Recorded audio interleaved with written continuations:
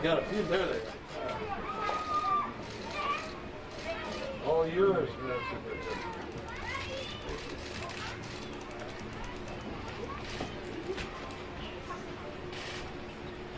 All right, greetings everyone and welcome to Melrose Leadership Academy. We're glad to have you all here today to celebrate this wonderful day. We're so glad to have our governor here to join us today at this wonderful K-8 school, as well as the principal, all of the staff, including teachers, the community school manager that did so much work in terms of being able to make today happen.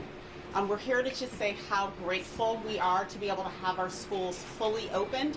We are actually on week 5 here in Oakland Unified School District. Even with all of the challenges, we've had a smooth opening. Our educators are glad to be back in person with our students. Our students are overjoyed to be back. You can hear the laughter and the excitement, and so we're so thankful for all the support that we continue to get from our state and from our county. And we look forward to continuing to pursue education this year fully in person. At this time, I would like to bring up to speak our wonderful Senator Nancy Skinner, who I am personally deeply grateful for all of the support that she has provided around free meals for all students in the state of California. So thank you for your support, and I'd love you to come up and speak.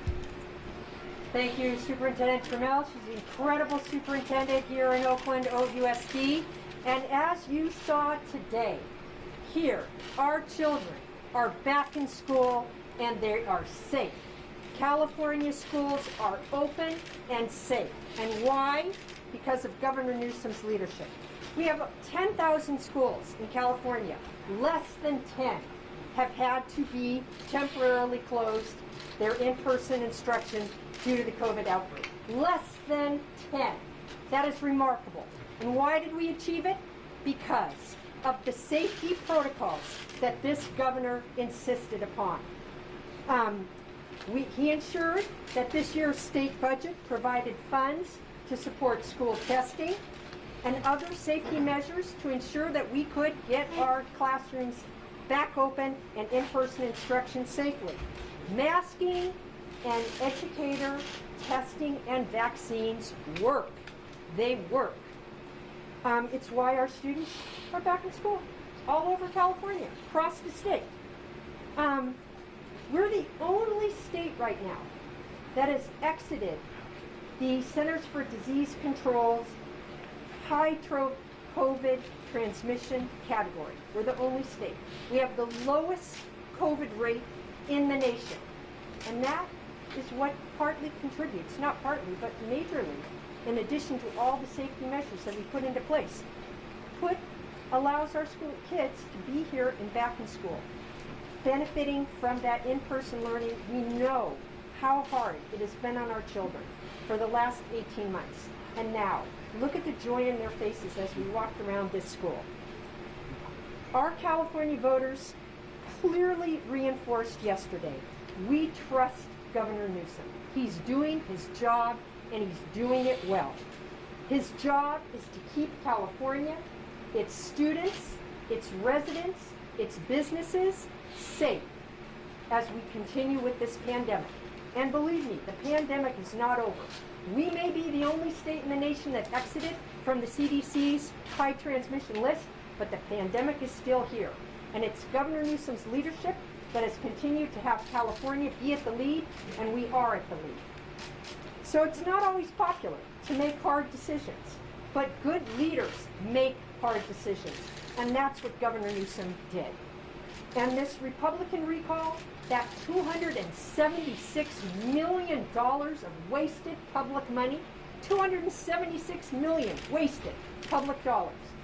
It was ridiculous, and California voters weren't fooled. Yesterday's vote, they voted out that recall, and they vaccinated our governor against Republican temper tantrums. So it is my pleasure to introduce Governor Newsom. Vaccinated. Thank you, Senator. I appreciate it. And thank you, Madam Superintendent. Thank you for allowing me back here at the district, and to Senator Skinner for her incredible leadership. As you, many of you locally know, but for those of you who are not familiar, Senator Skinner is also the budget chair, and is disproportionately responsible for us announcing this year, just a number of months ago, the highest education funding in California's history, $123.9 billion, almost $124 billion budget. What's remarkable about this public education budget is it truly is transformational. We created a brand new grade, TK, for all Californians. We actually fulfilled a commitment and a promise that was promoted over the course of the last few decades, many administrations, to do after school for all California school kids. It's a $5 billion commitment over the next few years.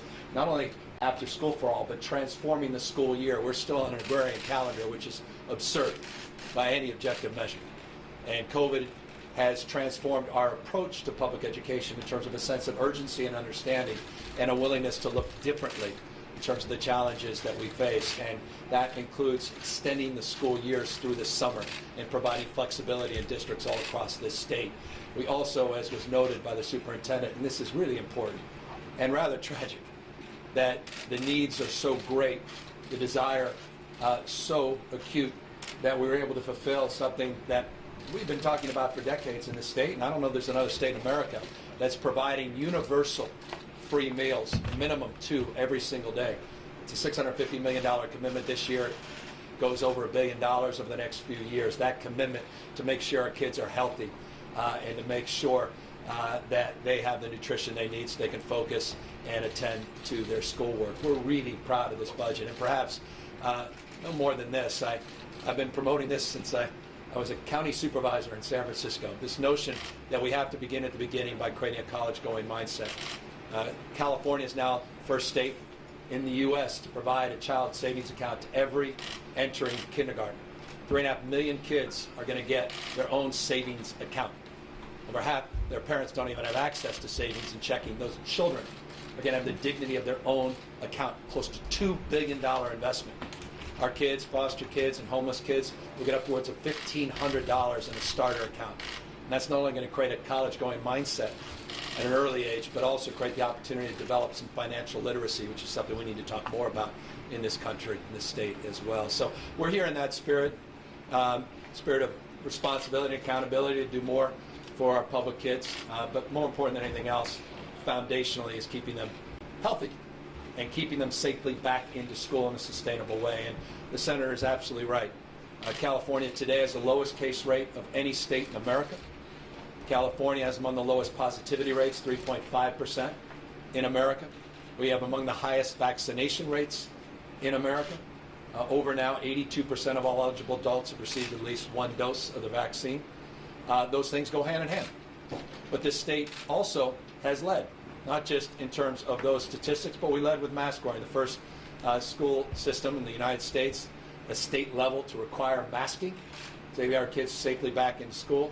We followed that up a number of weeks ago, becoming the first state in America to require that there be vaccine verifications and/or testing for all our school staff, not just teachers, paraprofessionals, all the folks that really make this school system work. We're proud of that.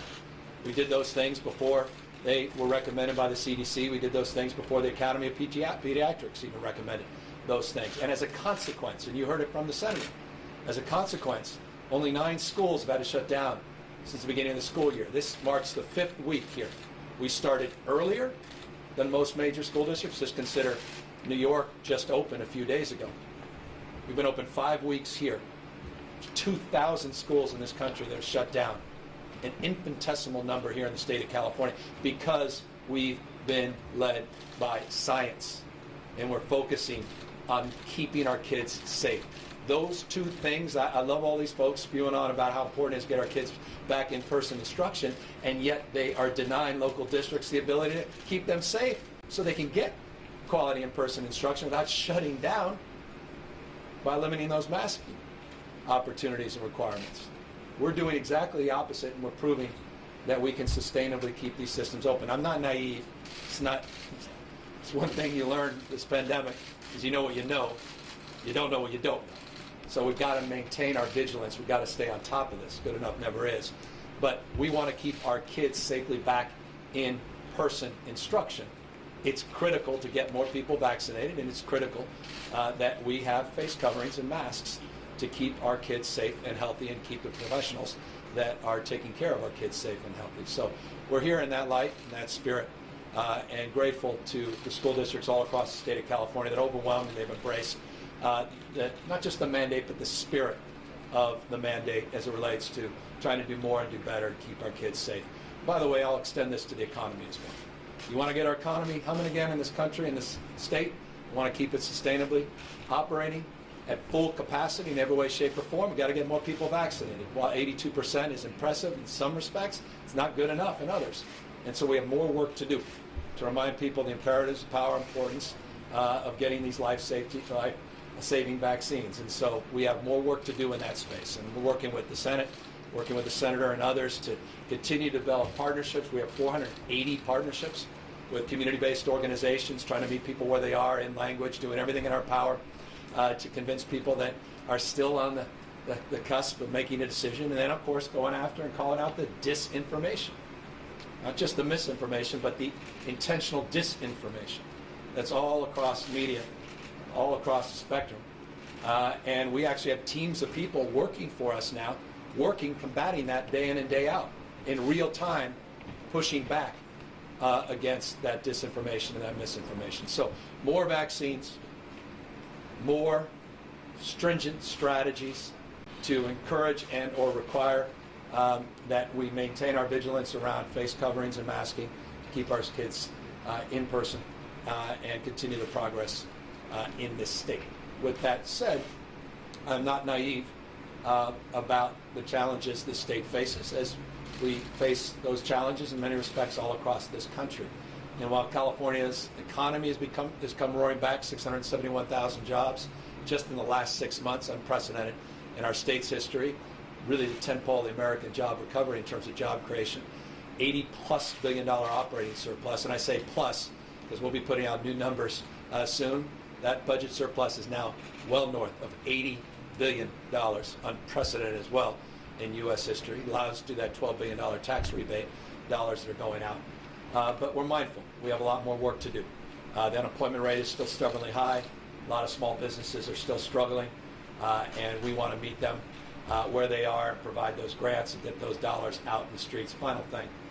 I'm also mindful on September 30th, our moratorium on evictions ends.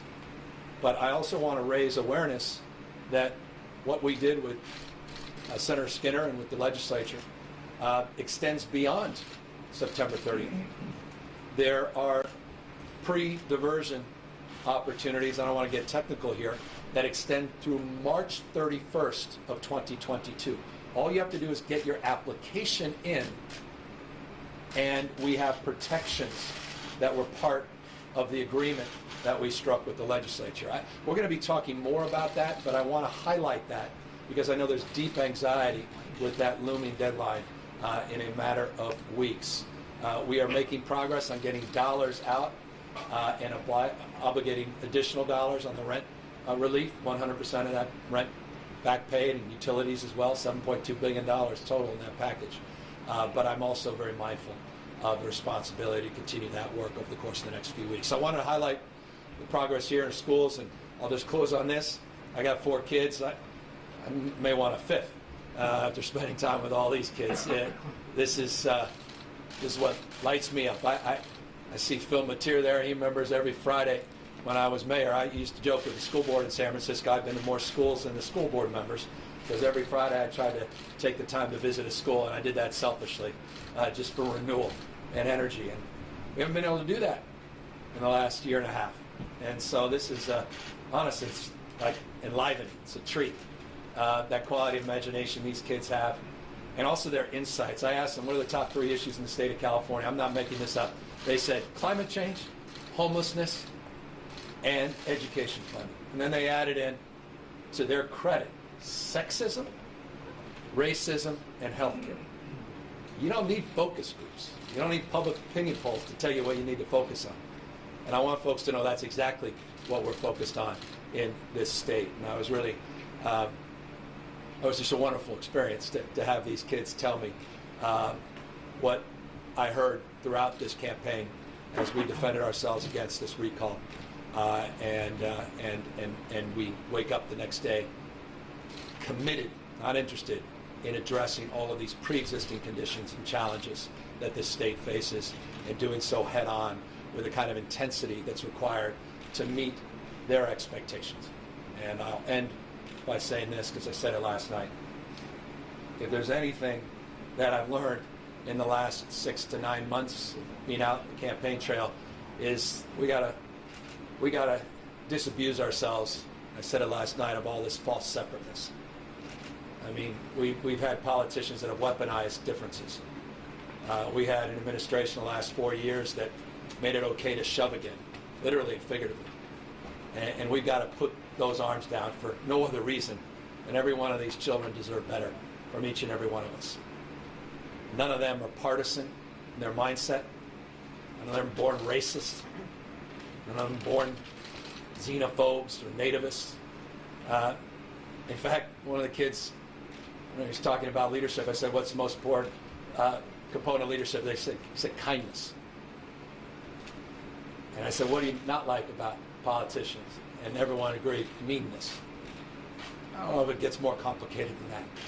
And I just think, not only experiences we all have, we see and certainly experience in the nightly news, that we have a responsibility to each other as Americans, as citizens, part of the human family condition, to soften the edges a little bit. And so, for me, coming out of this recall, I want to turn the page and express respect and a deep sense of responsibility, not just to those that voted no on this recall, but those that voted yes. They matter. I care. And I want them to know I'm going to do my best to have their backs as well.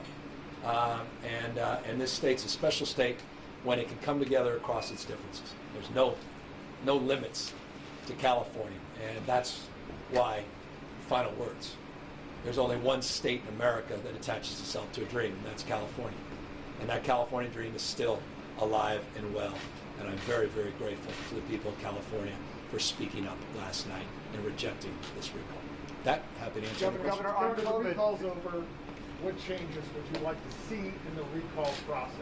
I'm going to leave that to more objective minds. As someone that's the current incumbent governor, I think the recall process has been weaponized, not just gubernatorial process, but you're seeing it in all these local recalls, school board races, city council races, boards of supervisor races, big DA race, right? I think that one's even happening here in the Bay Area, one down in LA. But you also see that across this country. And I think we all know this, everybody knows this. If you don't, it's good to let you know, maybe you've forgotten, remind you that we have the lowest thresholds for getting signatures in the nation.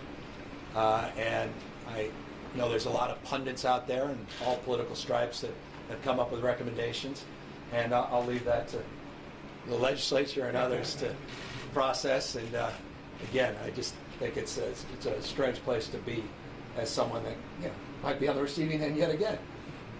If past is prologue, this is the sixth recall effort in the 2.5 years I've been governor. Might suggest that process may unfold yet again. Governor, on COVID, LA County is expecting a public health order later this week requiring proof of vaccination for every mega outdoor event, all indoor events, as well as bars. Like your reaction to that, does that speak to the level of concern still in the state over COVID in your largest county? And has the state level ever considered that kind of? Well, San Francisco, as you know, a number of Bay Area cities have moved in that direction. You've seen that in other parts of the country as well. And we believe in localism. We want to support local health decisions. I think one thing you learn when you become governor of California, when you're governing a state that's larger than 21 state populations combined, you have to have sort of a dynamic mindset in terms of local decision making based upon local conditions. I appreciate the work that Barbara's doing in LA County.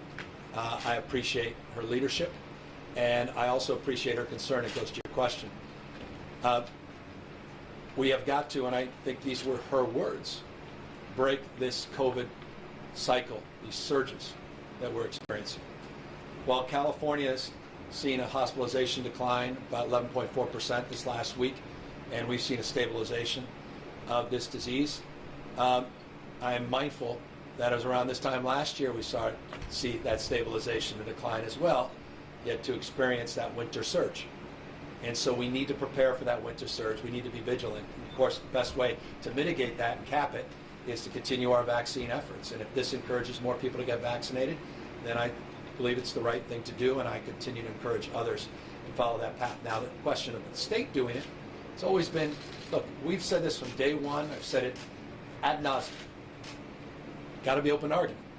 Let the science, the epidemiology, the disease make those decisions on the basis of changing conditions.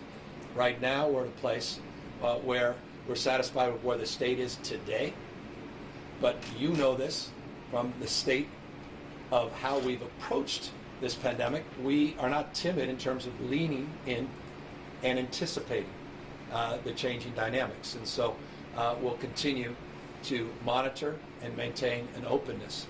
But I appreciate the localism, and I appreciate the work they're doing. Was it a good night for Dr. Fauci last night? Yes. And I was talking to the president today, too, about it. I think it was a good night for the country in this respect, and I'm not going to overplay it. But science was on the ballot. I was talking about what was affirmed last night, not what was just rejected. Science was on the ballot. The pandemic was on the ballot. Our approach to this pandemic, vaccinations, were on the ballot last night. And again, you no longer can assert a different point of view. It's been proven at scale in states like Florida, Texas, Mississippi. You see what happens when you are not led by science and vaccines and ending the pandemic, but you're led by ideology and politics. They went off a COVID cliff. As we stand here today, Florida has 6 times more children in their hospitals than the state of California. The pediatric hospitalizations in Florida are 6 times greater than the state of California. I mean, they're kids. And there's a reason, and it's different approaches. And so I think it was validating in terms of work Dr. Fauci's done, but also validating, as I told the president, to the president's approach. And I give him all the credit in the world that he leaned into this a week or so ago, and he stood tall and strong, not just in public, but private as well. Do the right thing. And I'm really proud of his leadership and really proud of, obviously, Dr. Fauci's. Governor, do you take the win as a mandate for the rest of your term, and what will you use that clout to advance? I think the one thing, when you face a recall, and I think all of us in our own respective lives face any kind of deadline that is sort of existential in terms of consequences of missing a deadline. In your business, you know it well. Is it sharpens your focus about time. And things that you may have looked at on the horizon and said, over the next 2-3 years, we want to get this done. You start looking very differently and say, well, what's possible in the next 2 to 3 months? And I think it's the old adage, once a mind is stretched, it never goes back to its original form. This pandemic has stretched the mind of what's possible. I'll give you a specific example. Just in California, getting 6,000 homeless housing units in 5.5 months online. That's unprecedented in the state's history. Usually it takes a decade or 2. We were able to do that in 5.5 months. That's now focused my energy to say, what more can we do in that space with that same sense of urgency on climate change, on issues of affordability of housing. Now that's tough. That's going to take a long time. Get these housing starts and get the zoning worked through and get a different mindset in terms of addressing that imbalance. But it's focused that energy. And I'll tell you, I'll just end on this. But the budget we just passed this year, we've had so many, we had many conversations because of the incredible work that the senator did as budget chair. But there were things we dreamt about in our public life. We got them done this year in extraordinary ways. One of the things I'm really looking forward to is sharing with the public what the state is doing, because it's gotten lost with everything else out there. The progress that we have seeded in the last 12 months is really enlivening, and so I'm looking forward to that. Mandates are, that's not even kind of language I use. Governor, one question that's not more about the pandemic. Since you quoted the man you said was your political hero last night, Robert F. Kennedy, Yes. will you deny Sirhan Sirhan's parole when it comes to your office? That's a fair question, particularly since I brought him up last night. So the process has to unfold. It has to come to me formally. If I get in the middle of a process with just two people recommending the full board and adjudicate, I can put that entire process at risk. But I will say this, I mentioned this a few weeks ago, and you've highlighted another proof point, perhaps an exclamation point, with the quote from Bobby Kennedy. But you walk into my office and the governor's office, and it's photographs, those iconic photographs of the funeral procession of Bobby Kennedy. If you go in my home office slash bedroom, you'll see half dozen Bobby Kennedy photos on the wall, the most precious one being of my father and Bobby Kennedy, signed to my mother, Tessa. My mother and dad are both passed away, and this was right before, very shortly before Bobby was killed. I think that gives you a sense of where I might be leaning, but right now I don't want to lean into that process and create problems. So we would be wrong if you said the governor's leaning towards denying parole. I would ask you humbly not to say that, because I don't want to prejudice any further this process. But I also don't want to leave people wanting, because I got to tell you, interestingly, this is very raw and emotional for people. I'll be honest, forget parole generally. We do 40 to 70 paroles a week. But the stories, the emails and text messages I've gotten from people aren't just giving an opinion about yes or no. They're expressing their memories of that time. I see Dr. King up there in the past, and connecting the dot to the 60s and that stress and anxiety and the wounds, and in a way that makes this decision even that much more powerful because of the impact that has on opening up those memories, many memories that people want to suppress, understandably. Okay, last question. In-person learning, yet we've seen, for example, Hispanic families, they have sometimes over 5 people in their households. They're scared. They might have someone that is at risk of getting COVID. So they don't want to send their kids to school. What would you tell them, and what are the options they have? Schools are among the safest environments if you want to avoid COVID transmissions. You've looked at the number of schools that have closed. Most of the COVID cases that have been identified came from community spread, not spread from within the schools. Because of the protocols, the process, procedures, because of the enforcement around the same strike teams that the state is providing and the support at the local level and the incredible leadership of superintendents like we have here, we've been able to not only open up all our schools in the state of California, but this is a proof point. For 5 weeks here, they opened up. They had 11 cases in their first few days, but that was from the summer community spread, and they've had no cases since because of the protocols that have been put in place. So I would tell those families this is a safe place to be. Plus those kids can get fed, but perhaps more importantly than anything else, feed their minds, but also the social emotional components, that isolation so many of the kids are feeling, that disconnection that so many kids are feeling, and that sense of loss that's compounded because relationships have atrophied, and that sense of belonging that has been disrupted over the last year. And so I tell those families that as well. Governor, what vaccines for younger children are approved? We just learned that could happen this fall. It goes back to the question here. Will you consider, or are there conversations about potentially statewide mandates for K through 12 students in public schools? Yeah, there's certainly conversations, and obviously, but there's nothing on the table. I want to make that crystal clear. Of course, there are conversations. I mean, we have mandates for vaccine. I love all these Republican governors, with respect, that are talking about how dare you have vaccine mandates, yet they're mandating vaccines in their states. I mean, their entire career is marked with their mandates for vaccinations, which they can eliminate. God forbid. I mean, the hypocrisy is so grand, it's actually frighteningly phenomenal. That said, LA Unified is looking to do it at a scale that presents challenges as well, staffing challenges, logistics and data collection challenges, et cetera. So we're working with them, we're mindful of their processing, and we're learning in real time. And we're discussing if we're at a point full authorization,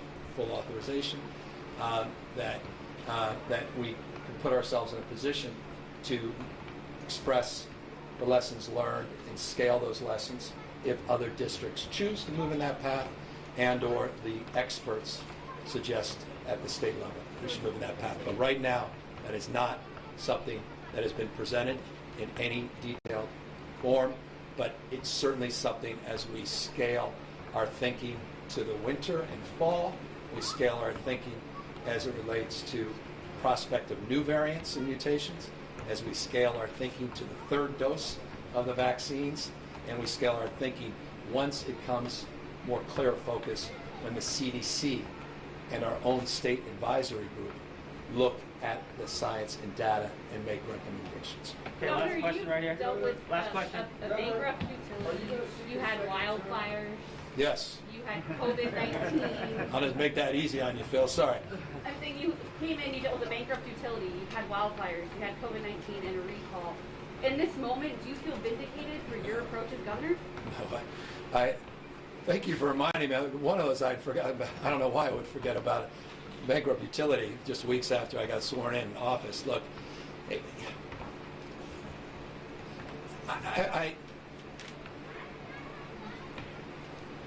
this is a gift.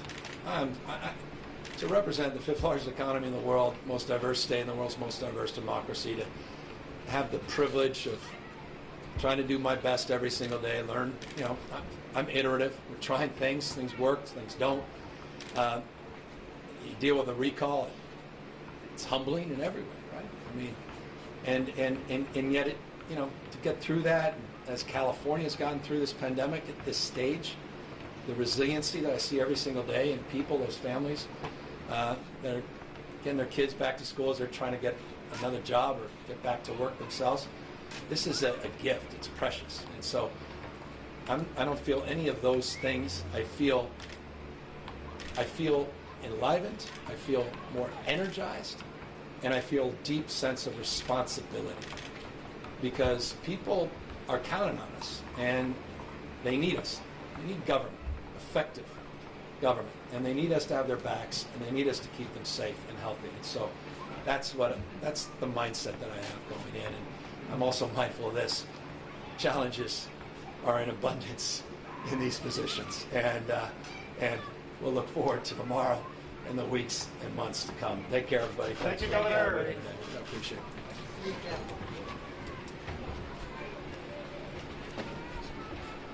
Thank you, Governor. Thank you.